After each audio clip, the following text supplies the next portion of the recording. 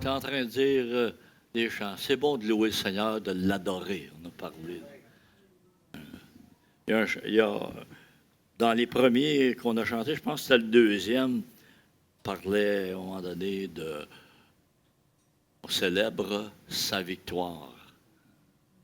Et ce matin, je veux parler de ça, de la victoire, mais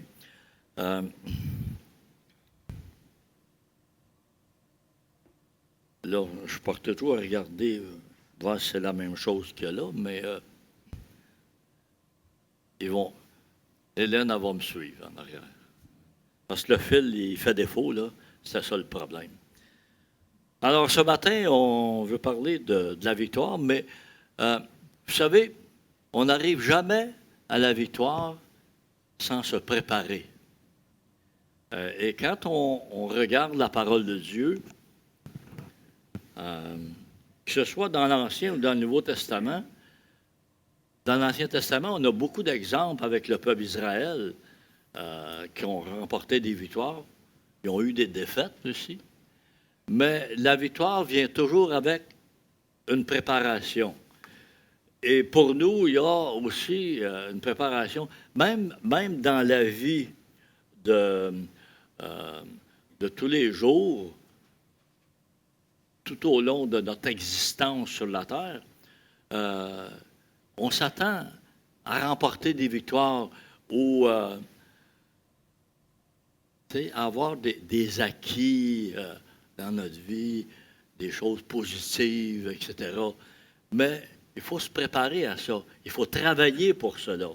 Alors, j'aimerais que, pour commencer, j'aimerais donner un petit peu des étapes pour parvenir à la victoire. Premièrement, la première chose qu'on a à faire dans notre vie, et moi, je me souviens même quand j'étais jeune, veut pas, on a ça. On regarde en avant, puis on dit, bon, je veux avoir telle affaire. Hein? Je veux avoir telle affaire. On appelle ça une vision. Une vision. Une vision peut être à court terme ou à long terme, mais de notre vie, on a une vision à long terme qui est la réussite, si on veut. Remporter une victoire, une vision, établir notre... Alors, c'est quoi notre vision qu'on a?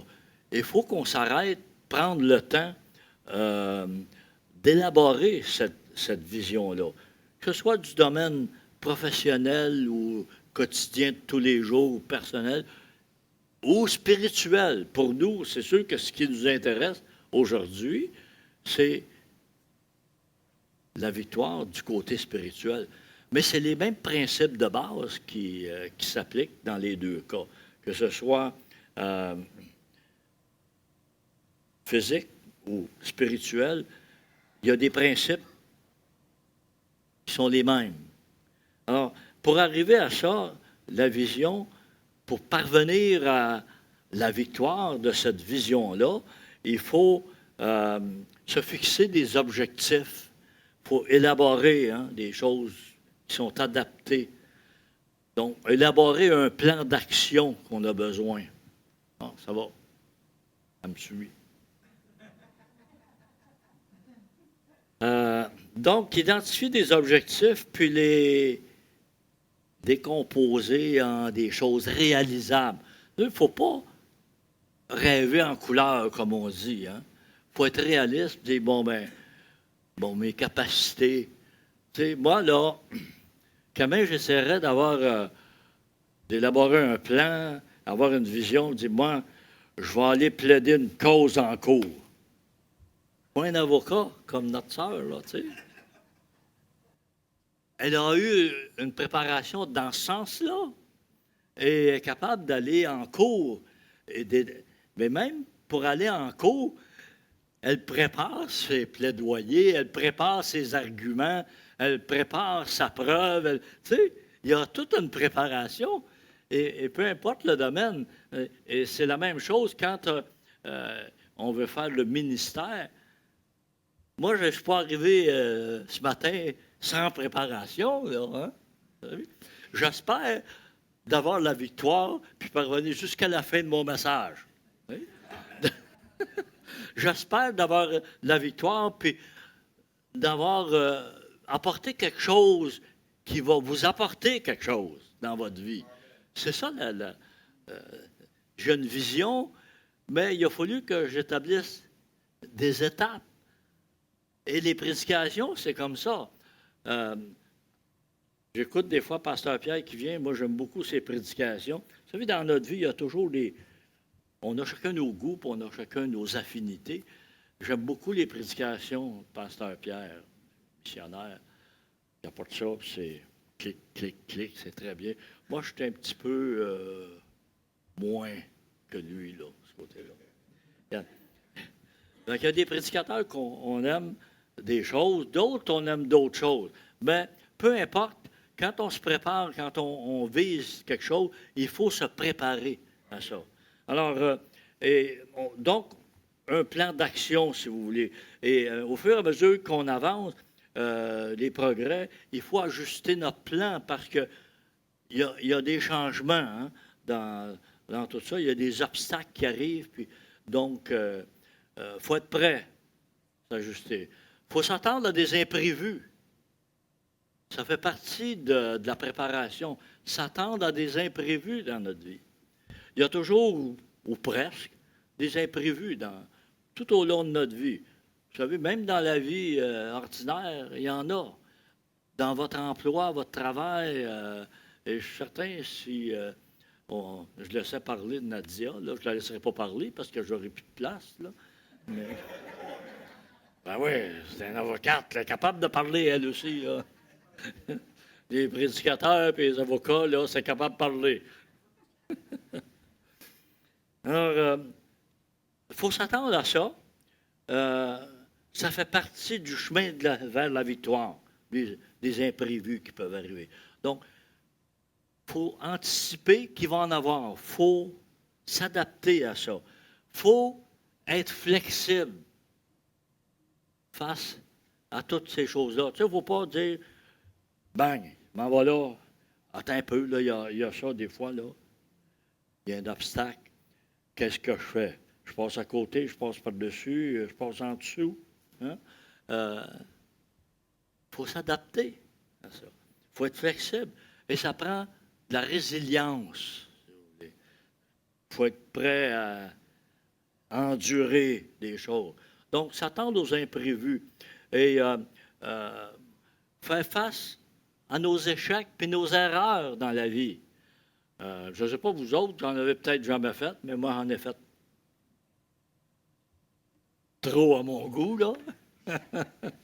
Mais c'est ça, hein? Mais d'un autre côté, l'échec, c'est un autre stage de l'apprentissage dans notre vie. Des échecs, nous apprennent, OK, la prochaine fois, je vais me prendre d'une façon différente, je vais faire des choses différemment pour ne pas avoir faire les mêmes erreurs. Faire les mêmes erreurs. Et donc, à partir de là, quand on réalise qu'on a des échecs, des fois, il faut redéfinir une partie de notre vision, tirer des leçons de nos erreurs. Les erreurs, c'est une étape qui peut une opportunité qui peut nous aider à progresser. Et à travers tout ça, il faut persévérer. Ce n'est pas parce qu'on fait un échec qu'on dit ça ne sert à rien. Non. L'échec, c'est comme.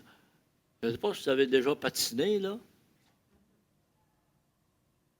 Mais patiner, il y a un apprentissage. Puis, moi, j'ai commencé à patiner chez jeune, j'aimais beaucoup ça. J'ai joué au hockey.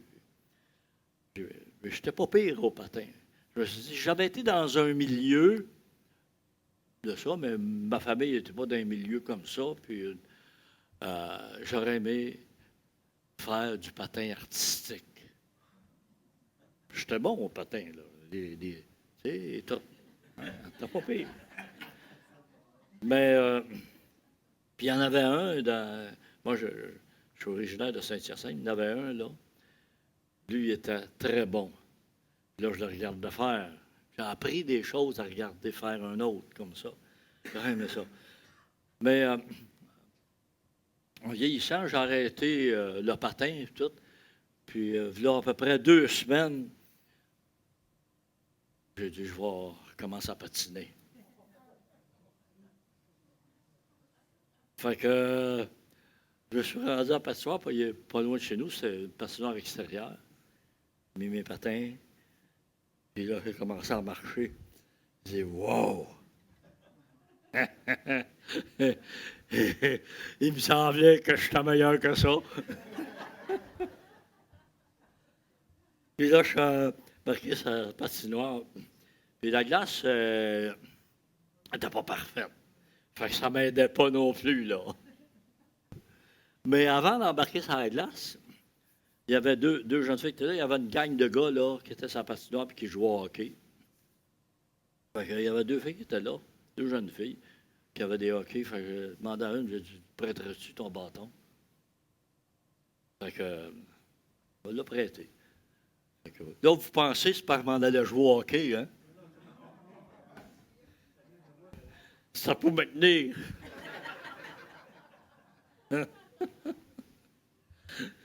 Fait que, je suis embarqué sur la glace. Puis là, les plus petites rayures qu'il y avait sur la glace, là, c'était c'était un défi. C'était un défi. Fait que je patinais un peu avec le bâton de hockey pour me garantir, là, tu sais. Là.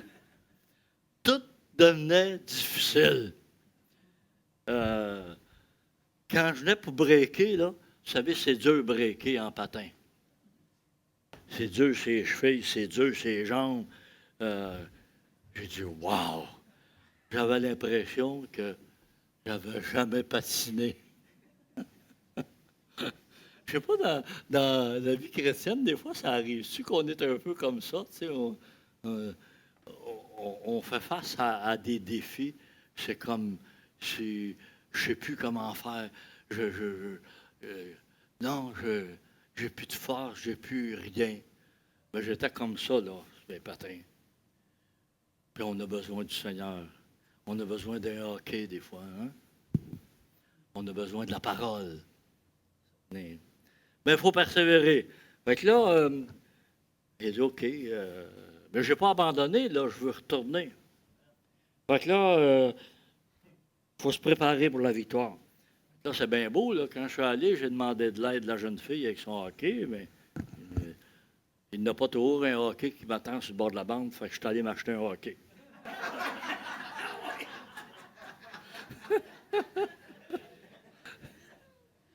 Mais c'est ça, vous savez, la persévérance, puis on ne lâche pas. Je ne sais pas comment ça va aller la prochaine fois, là, mais là, je voulais y aller, même je trouvais qu'il faisait froid un peu, puis tu vas attendre une journée que c'est plus modéré comme température. Tu sais, le pasteur Pierre, quand il conduisait chant, là, il dit une bonne bouffée d'air froid. Mais des fois, ça fait mal quand on respire l'air froid aussi. Je me souviens, plus jeune, moi, je jouais au hockey puis au ballon-ballet. Puis la première fois que j'ai joué, il faisait très froid. Le lendemain, je me suis réveillé comme j'avais de la misère à respirer parce qu'il y avait eu trop de froid sur les poumons, puis ça faisait mal. Mais ça se replace. Mais l'air frais, moi, j'aime l'hiver, je suis comme l'autre pasteur Pierre. Là. Il y a PR, puis il y a PP.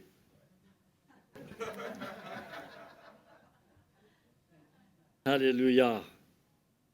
Les défis, il faut persévérer. Hein?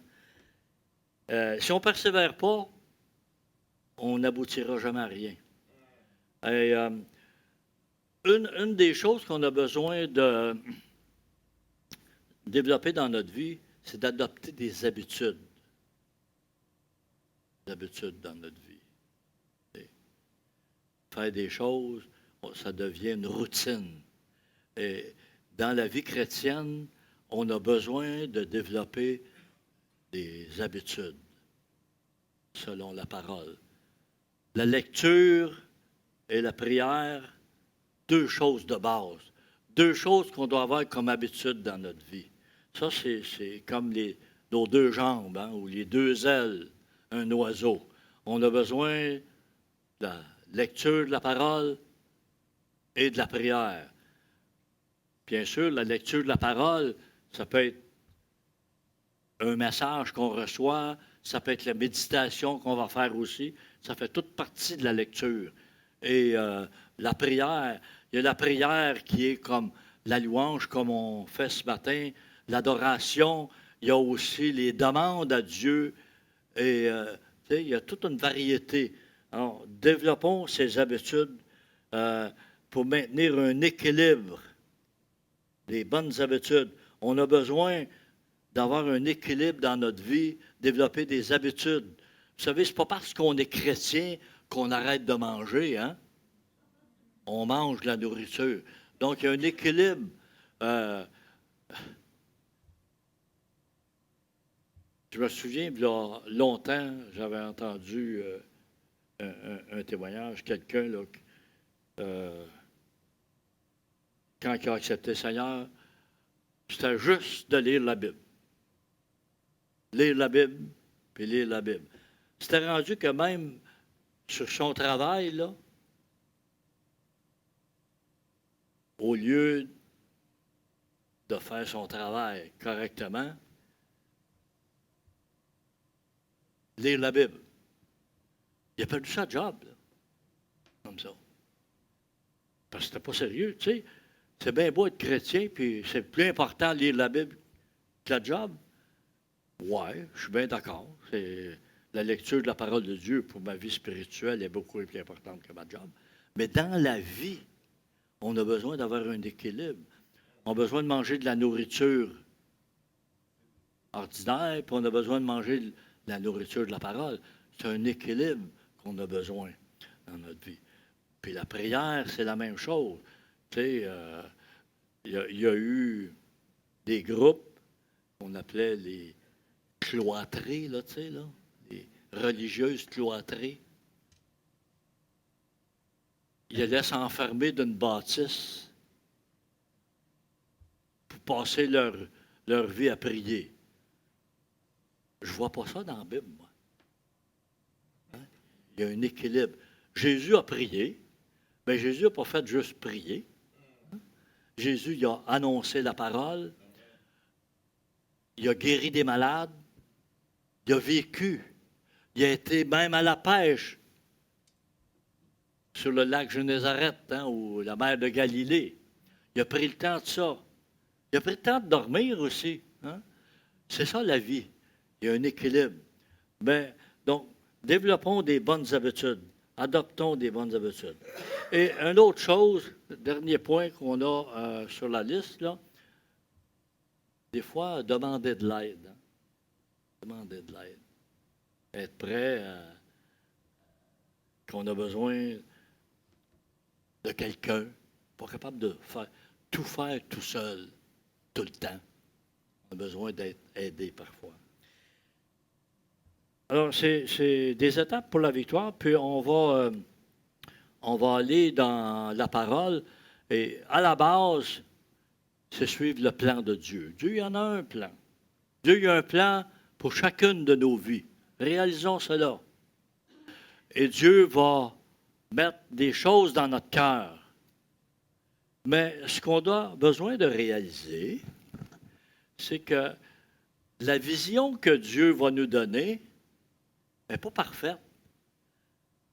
Sa vision à lui, oui, mais quand elle arrive en nous, on a nos pensées, on a notre façon d'interpréter. Comment est-ce que Paul a dit? Aujourd'hui, nous voyons au moyen d'un miroir d'une manière obscure, imparfaite.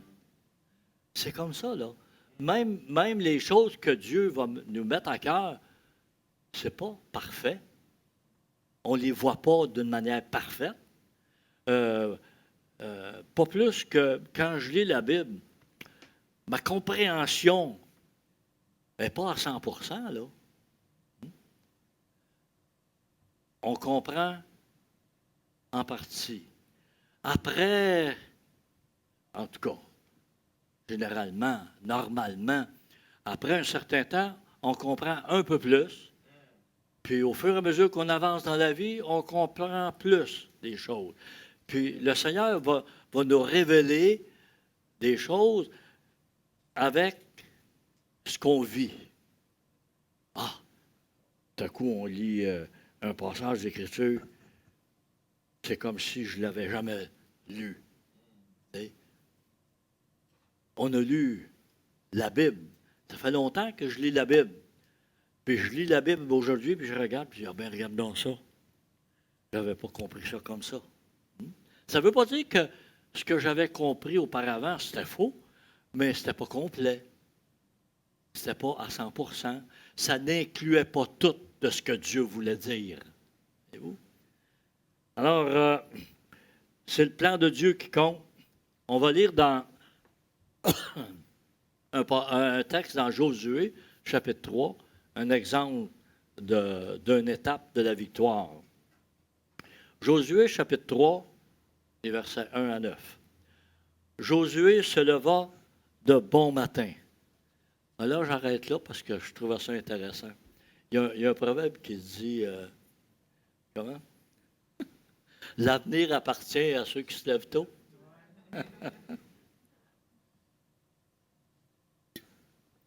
Ouais. Puis là, ça me rappelle, je ne sais pas pourquoi là, ça me revient à la mémoire, ça. Quand j'étais jeune, moi, je me suis toujours levé de bonne heure. C'était comme dans ma nature. Je n'ai jamais fait d'effort à me lever de bonne heure, même jeune. J'avais une de mes tantes, elle est décédée aujourd'hui, de la sœur de ma mère. Puis, mon grand-père, il louait une maison en campagne l'été qu'il allait. Et une de mes tantes, qui n'avait pas d'enfant, elle, mais elle nous a un petit peu comme adopté un peu. Puis, mon père n'a jamais eu d'auto, comme dans Bessic.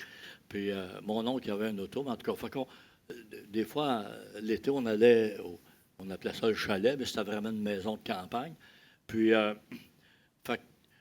habituellement, l'été, cette tante-là, ma tante Madeleine, Mado, allô? Elle s'appelait Madeleine, elle aussi. Et moi, je l'ai beaucoup aimée. Et elle était bien fine avec nous autres. Et elle avait été passée une semaine. Pas juste une fois, mais là, cette fois-là. Puis, c'était l'été, évidemment. Il y avait eu la veille là, ou dans la nuit, je ne me souviens plus exactement à quel moment c'est arrivé, une grosse orage avec des vents. Puis où on était, il n'y avait pas de toilette dans. Ça fait longtemps, là, ce que je parle. Là. C'était ce qu'on appelait une bécasse. Hein? On faisait ça, le thème. Il était un petit peu éloigné de la maison. Il était là, une petite cabane de bois. Fait que, le matin, moi, c'était là le matin. J'étais debout de bonne heure, là. Je suis habillé, je suis allé dehors. Puis là, je vois la chose qui était tombée, le vent l'avait jeté à terre. Là, ça faisait du bruit. Ma tante se demandait c'était quoi. Là. Pierre, qu'est-ce que tu fais là? Il est bien trop de bonheur, quoi de coucher. Ben non, moi, je veux profiter de ma vacance. C'est ça, profiter de la vie. Hein? Et j'étais de bonheur, puis j'ai fait plein de choses comme ça. Mes journées, ils étaient bien remplis, même quand j'étais jeune. Moi, je n'étais pas à rien faire. Mais c'est ça, hein? Josué se leva de bon matin. Fait que faut croire que j'étais dans la même famille que lui, là. Il devait être apparenté un peu. Josué puis Caleb, là. On continue d'aller. Partis de Shittim, ils arrivèrent au Jourdain, lui et tous les Israélites. Et là, ils passèrent la nuit avant la traversée. Au bout de 3 jours, les officiers parcoururent le camp et donnèrent cet ordre au peuple. Au moment où vous verrez l'arche de l'alliance de l'Éternel, votre Dieu, avec les sacrificateurs lévites qui la portent, vous partirez du lieu où vous êtes et vous marcherez à sa suite. Mais il y aura entre vous et elle une distance d'environ 2000 coudées. N'en approchez pas. Ainsi, vous connaîtrez le chemin par lequel vous irez, car vous n'êtes jamais passé par ce chemin auparavant. Josué dit au peuple, sanctifiez-vous, car demain, l'Éternel accomplira des prodiges au milieu de vous. Josué dit aux sacrificateurs, portez l'arche d'alliance et passez devant le peuple. Ils portèrent l'arche d'alliance et marchèrent devant le peuple. L'Éternel dit à Josué, aujourd'hui, je commence à te rendre grand aux yeux de tout Israël, afin qu'ils sachent que je suis avec toi comme je l'ai été avec Moïse. Et toi, donne cet ordre aux sacrificateurs qui portent l'arche de l'Alliance. Vous arriverez au bord des eaux du Jourdain, et alors vous vous tiendrez dans le Jourdain. Josué dit aux Israélites, approchez ici et écoutez les paroles de l'Éternel, votre Dieu. Alors, on voit une préparation pour une étape de la victoire. Parce que n'oublions pas, le récit de ce matin, ça touche le passage du Jourdain, l'eau était haute à ce moment-là. Et donc, c'est un défi de traverser, là. C'est un défi de traverser. Mais donc, il y a eu une préparation. Et ce qu'on a lu là, c'était juste pour traverser le Jourdain. Mais juste pour traverser le Jourdain, c'était toute une victoire remportée. N'oubliez pas, le peuple d'Israël, là, ils viennent de passer 40 ans dans le désert. Hein? Ils ont besoin d'être stimulés dans leur foi. Pas qu'ils n'ont rien vu, parce que n'oublions pas, pendant toutes ces années-là, dans le désert, à se promener, ils étaient souvent, longtemps, des fois, arrêtés à la même place. Mais il y a Dieu qui pourvoyait la nourriture. Hein? Il y avait la manne à chaque matin. Là. Mais peut-être qu'ils sont devenus habitués à ça. Tu sais? Un peu comme nous, des fois, dans notre vie chrétienne, on devient habitué à la présence de Dieu, calme dans notre vie, puis on ne réalise plus autant la possibilité des miracles de Dieu. Le peuple d'Israël, ils ont vécu ça, leurs vêtements qui ne s'usent pas. C'est 40 ans à porter les mêmes vêtements qui ne s'usent pas, puis les souliers, là, il faut le faire. Hein? C'est spécial. Tu as du bon matériel. Donc, cette étape de traverser le Jourdain, c'était important pour rétablir un équilibre dans leur foi, dans leur vie de la foi envers Dieu. Alors, ce qu'on a lu, la préparation, il dit, OK, là, vous allez voir les sacrificateurs lévites avec l'arche d'alliance. Vous allez les regarder, que vos yeux soient bien attentifs, voir comment ça se passe. Mais gardez une certaine distance. Là, je rajoute, pour vous préparer. Il dit au verset 4, « Ainsi, vous connaîtrez le chemin par lequel vous irez. » Vous n'êtes jamais passé par ce chemin auparavant. Des choses qu'on n'a jamais faites, qu'on n'a jamais vécues, des fois, il faut s'arrêter pour examiner, pour méditer sur la parole de Dieu, pour comprendre ce que Dieu veut avec nous. Le peuple d'Israël avait besoin de s'arrêter, garder une certaine distance, avoir les yeux sur les conducteurs, les chefs, les exemples qui étaient devant eux, pour savoir comment ils allaient agir, comment ils allaient avancer. C'est important. Vous savez, dans notre vie, il y a toujours des personnes qui sont autour de nous, qui vont nous aider à comprendre des choses, qui vont nous servir d'exemple, que Dieu place dans notre vie. Il n'y a personne qui est autosuffisant. On a tous besoin les uns des autres dans le corps de Christ. Alors, on dit, ainsi vous connaîtrez le chemin. Comment? En gardant une distance, 2000 coudées, gardant une distance, vous allez voir comment ils agissent. Vous pourrez passer à la même place, faire de la même façon, etc.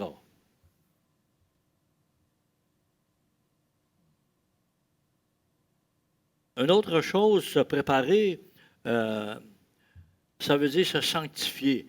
Au verset 5, ce qu'on lisait, si je recule un petit peu, verset 5, Josué dit au peuple, sanctifiez-vous, car demain, l'Éternel accomplira des prodiges au milieu de vous. Se préparer à voir le miracle de Dieu. Dieu va agir dans notre vie, mais on a une préparation, puis on a une sanctification à apporter dans notre vie. Et le peuple d'Israël, donc, a été encouragé à se sanctifier. Se sanctifier. Paul, dans son épître aux Corinthiens, au chapitre 6, à partir du verset 14, comprendre un petit peu pour nous la sanctification. Parce que le mot saint, c'est comme mis à part. C'est ça que ça veut dire, être sanctifié. Ne formez pas, donc 2 Corinthiens 6, 14, ne formez pas avec les incroyants un attelage disparate.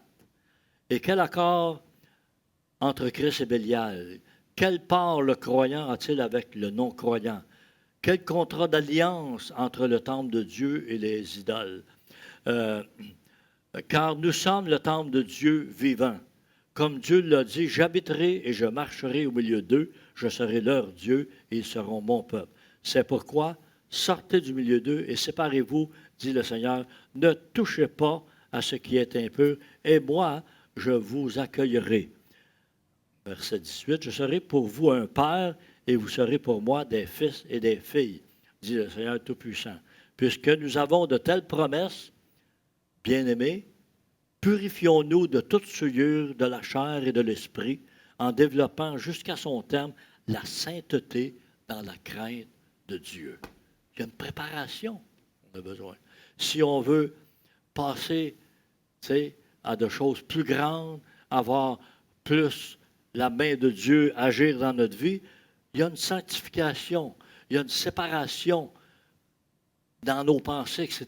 Il faut emmener toute pensée captive à l'obéissance de Christ. N'oublions pas, c'est la sanctification qu'on a besoin.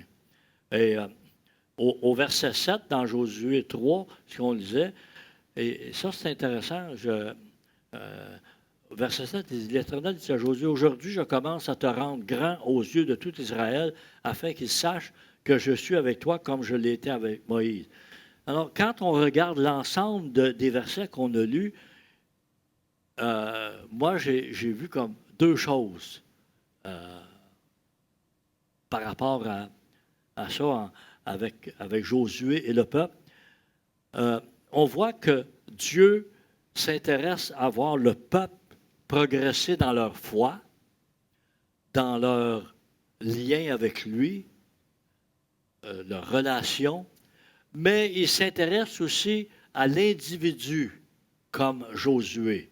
Alors, Dieu s'intéresse à l'ensemble de l'Église, mais Dieu s'intéresse à chacun et chacune de vous, individuellement, comme il l'a fait.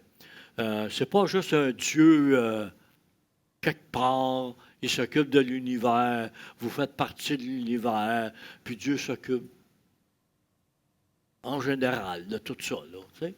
Non, Dieu, il est très spécifique. Dieu, il s'intéresse à chaque personne. Dieu a créé plein de toutes sortes d'animaux, des insectes, etc. Et on dit, ah, ça c'est l'évolution.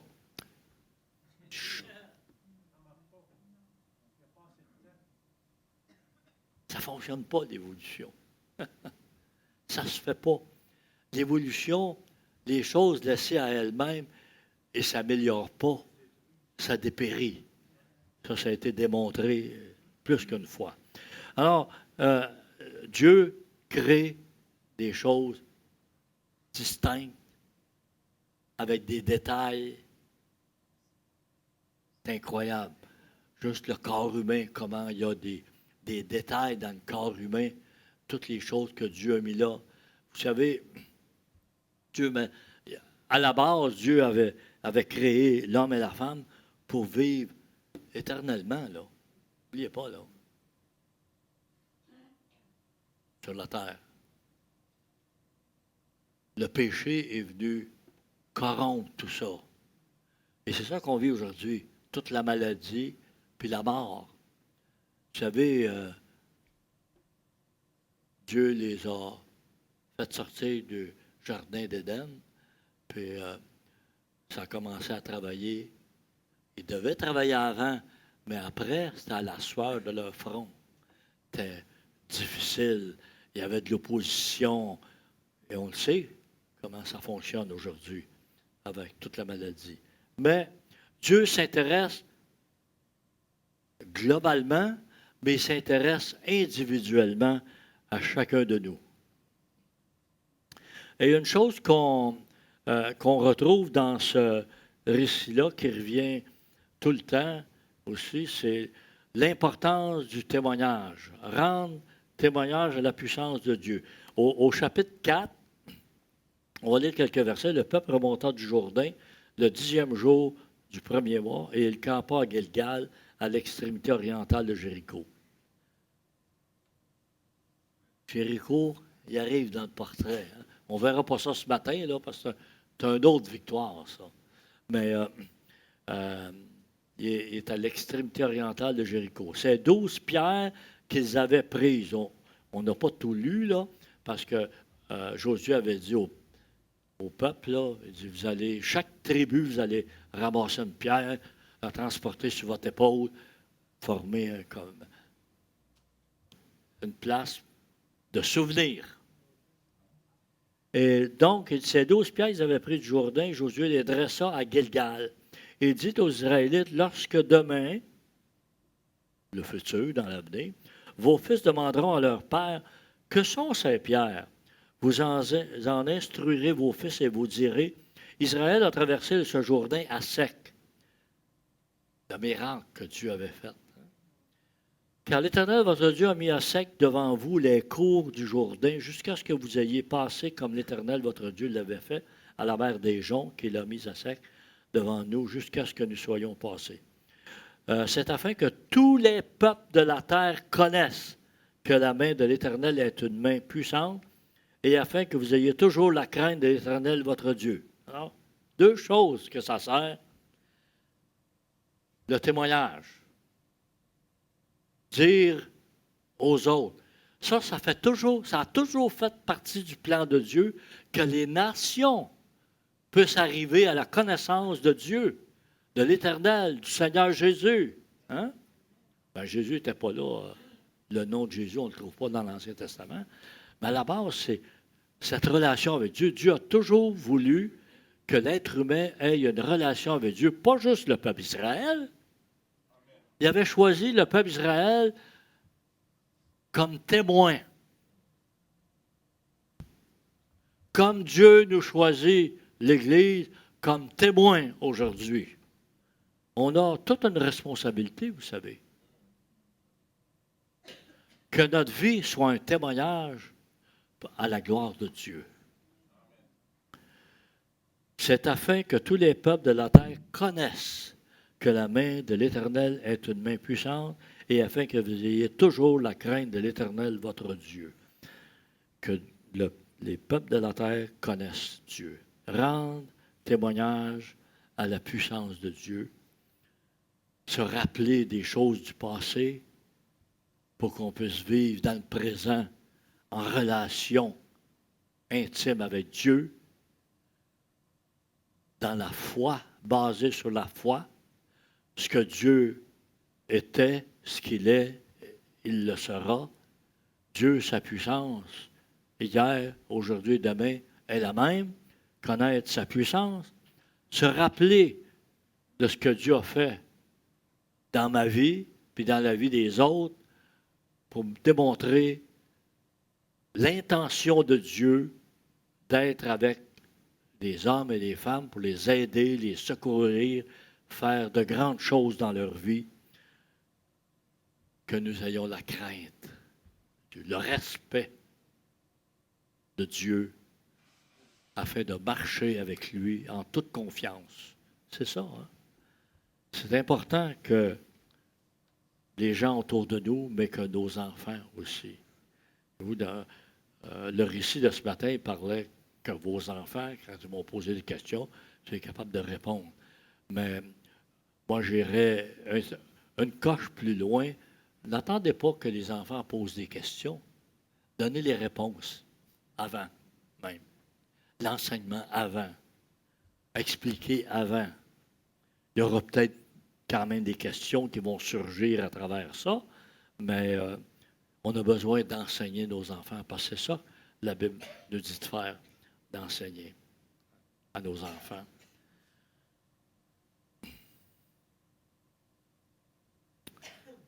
Alléluia. Je vais sauter par-dessus ça. Alors, j'avais un texte que j'avais mis aussi, mais vous pourrez le lire, c'est dans Josué, chapitre 5, versets 8 à 15, là, qui parle comment... peut-être juste lire le verset 9, ça, on l'a dessus, la prochaine. Ouais. L'Éternel dit à Josué, « Aujourd'hui, j'ai roulé loin de vous la honte de l'Égypte. Aussi a-t-on appelé ce lieu du nom de Gilgal jusqu'à aujourd'hui. » Parce que le nom de Gilgal, sa racine, il y avait roulé, puis je pense que c'était rond, l'autre chose que ça donnait, là. Mais j'ai bien aimé, quand j'ai relu ce texte-là, « J'ai roulé loin de vous. » Dieu a roulé notre péché loin de nous. Hein? La honte de l'Égypte. On sait tout ce que le peuple d'Israël avait subi en Égypte, tout ça. Mais j'ai roulé loin de vous. Mais, puis en terminant, Dieu annonce la liberté. Comme il a annoncé la liberté au peuple d'Israël, il dit, j'ai roulé loin de vous l'année 2025. Vos péchés sont roulés loin de vous. Amen. Qu'on puisse oublier peut-être nos défaites de 2025, les difficultés de 2025, puis qu'on soit enligné en avant. 2026. On est encore au début, 3e dimanche. Que le Seigneur puisse permettre de grandes choses dans nos vies individuelles et pour son Église à Varennes. Moi, je crois qu'il a juste commencé de faire des choses en 2025, mais cette année, Dieu va faire des choses. Amen. Alléluia. Ben oui. Hein?